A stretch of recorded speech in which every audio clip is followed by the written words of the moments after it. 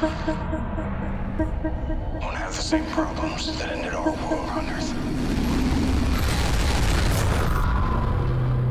Go now. Start over. Initiating trimester 1. These children are the future of humanity.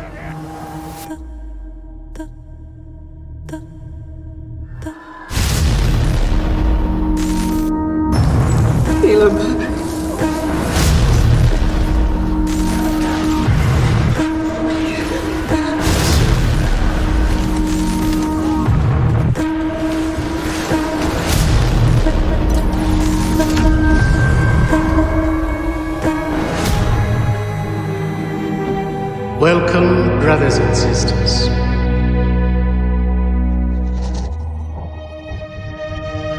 We will pray, we will worship. We will atone for the sins we committed on earth.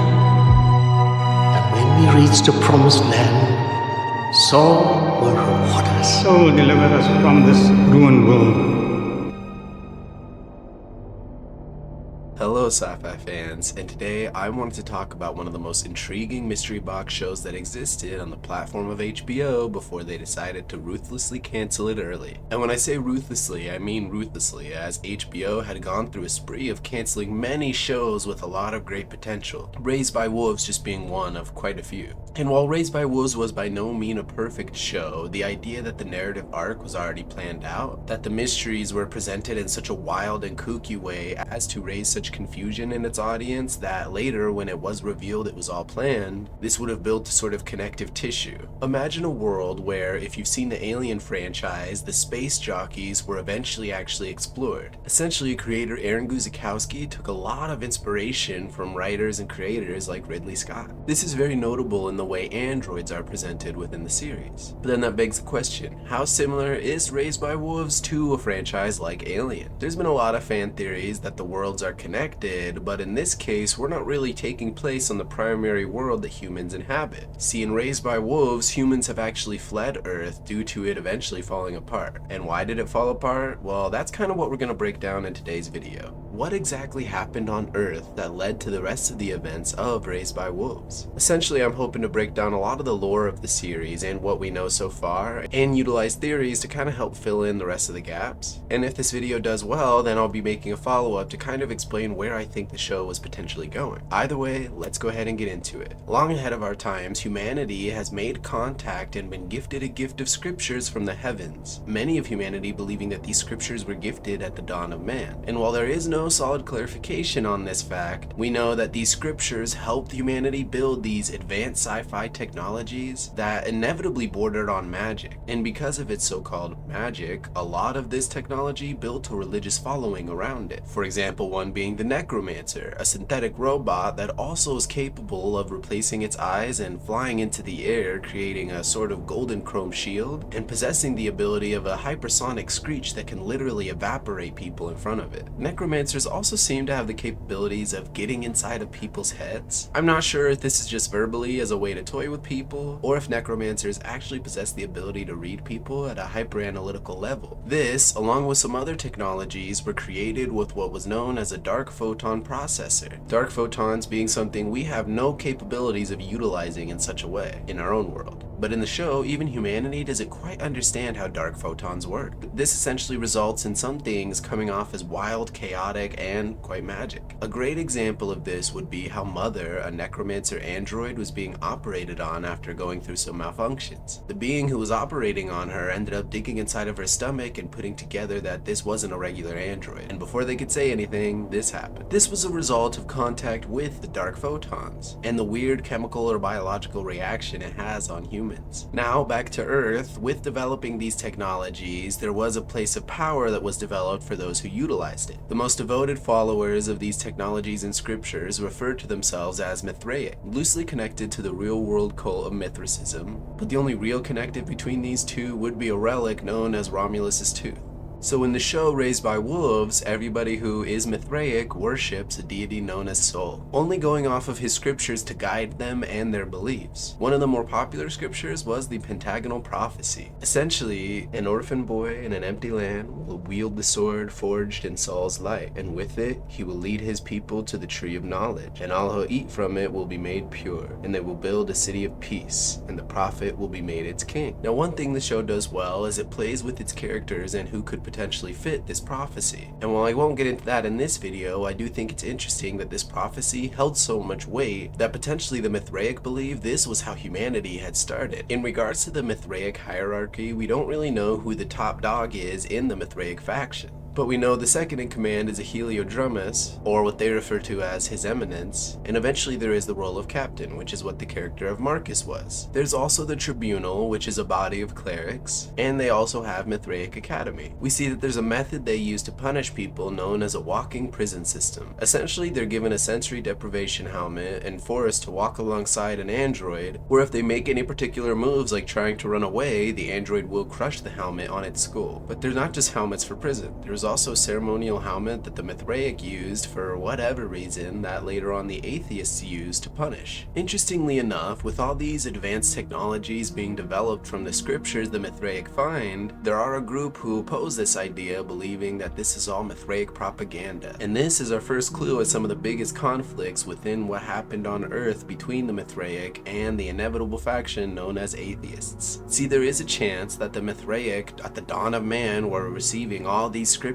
from the deity known as Sol, and that Sol really did have a plan to help guide humanity towards a prospering state, until those rude old atheists decided they didn't believe in Sol and wanted to go ahead and ruin things. But there also is another chance that with how powerful these technologies were, potentially at some point human history was completely rewritten, instead focused on favoring things like Sol. And if you don't believe that humanity would ever reach a point where they would try to rewrite history, especially those in a place of power technologically speaking, then we just simply disagree on some things. Potentially at some point during humanity's somewhat sci-fi future, they reached another planet, made contact with these scriptures, brought them back, and simply through decoding some of it, associated it with the old Mithras cult. But let's break down a little bit more of the atheist side of things. To theorize on the atheist side of beliefs, potentially humanity saw as their history was getting rewritten, and despite being outmatched by the great technologies the Mithraic possessed, still over time these small groups of unbelievers would form together to create the atheists. Why would they reach the point where they would incite a war or inevitably a losing battle? Well, potentially they were fighting for humanity's truth, not wanting humanity to get swallowed whole by this,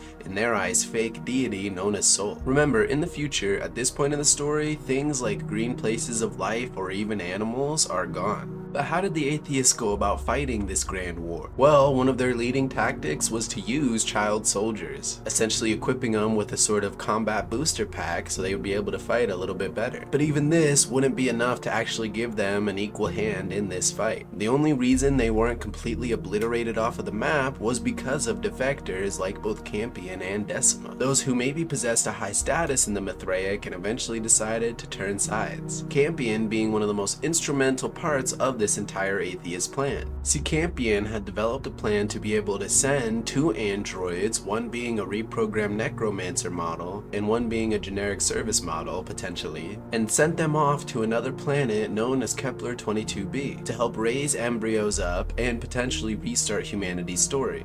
Campion also created an AI quantum supercomputer known as the Trust. This entity was to help guide the atheists on their potential survival in Kepler 22b, being capable of making the best decisions for mankind until eventually it was ready to pass the baton to a human who was capable of leading them, treating every single human as a complete equal. This AI being known as the Incorruptible Quantum 6. But that leads the big question, why would the atheists even want to leave Earth? Well, essentially, the war that was going down between them had completely left the planet almost destroyed and uninhabitable. So at some point, the Mithraic ended up developing an ark to save humanity, an ark being capable of housing all of Mithraic's most prominent figures and peoples. This Mithraic ark being something everyone was so desperate to board before they actually left the planet, because most people knew this was it. This was their last chance to escape to some sort of potential future. Some atheists even killing and stealing the identities of Mithraic officers, just in the hopes that they can live another day. And once that ship eventually left, a lot of people had lost hope. But thanks to them, a Mithraic technician known as Decima was actually taken by the atheists and forced to help create and hijack another Mithraic ark. This would give the atheists a chance to escape. Decima was a very interesting character because while she was a technician, she likely worked very closely with soul scriptures. Some of these scriptures were so important to keep around that they would program them within synths or robots and develop a failsafe code so they would write these scriptures down in case they were about to actually go under. This being the case with a synth android known as Vril. See, Vril was an android who was modeled after Decima's daughter. And there's a lot to Decima's story that we don't really get fully revealed. Essentially, Decima did not have the most healthy relationship with her daughter, potentially breaking her android's neck at some point, or even her actual daughter's. It's obvious Decima's faith holds true even after she's taken prisoner, but either way, when she was taken prisoner and they were on the atheist ark, she tampered with the cryopods so that they would have to be awake for at least 12 years before arrival, hoping that when the atheists eventually arrived on this new planet, the Mithraic would have already established themselves to the point where it would be an easy fight, not realizing by the time the atheists arrive on Kepler 22b, the Mithraic would be mostly long gone. And while we didn't actually see the end of Earth in Raised by Wolves, it's possible we would have seen a return to it, whether that be glimpses of its past and what led to the war, or a return to see the state of the world after everybody had left and went into cryosleep. And while creator Aaron did comment on the fact that in season 3 of the show we would have seen more about Earth, we don't really know if that was necessarily its history or a return to the planet post its holy war. And with HBO canceling it, it's unlikely we ever will. But let's theorize about what that could have looked like. See, in the show of Raised by Wolves, if you're not already caught up, there was a character or an atheist known as Cleaver. This character was fully devoted to the AI entity known as the Trust, so much so that he treated it as sort of a religious holy figure as well. Eventually, when the Trust is dismantled, he comes to realize that his own eyes aren't actually his, believing they were his brothers, and then kind of getting confused when the question is brought up, and coming to the conclusion that he was being reprogrammed by the Trust itself. This eventually leads to one of his final scenes where we see him trapped in a prison on the brink of madness, and he references things like wanting to go back to Earth. Now, it's possible his character would have just stayed there on Kepler 22b and been a big part of events going forward. I also think there's a small chance that Cleaver would have been the start of a whole new Mithraic faction. But let me explain. See, before this moment, the Tree of Knowledge had officially been created. Once they were able to open a pentagonal relic, this relic had unfortunately dark consequences for a main character and developed a grand old tree that sprouted very suspicious looking fruit. According to the prophecy, this fruit was of that of knowledge and would help those become closer with soul. And while we never do come to a solid conclusion on what the fruit actually did to anybody who ate it, you could notice a potential evolving in their sight when Marcus Drusus eats it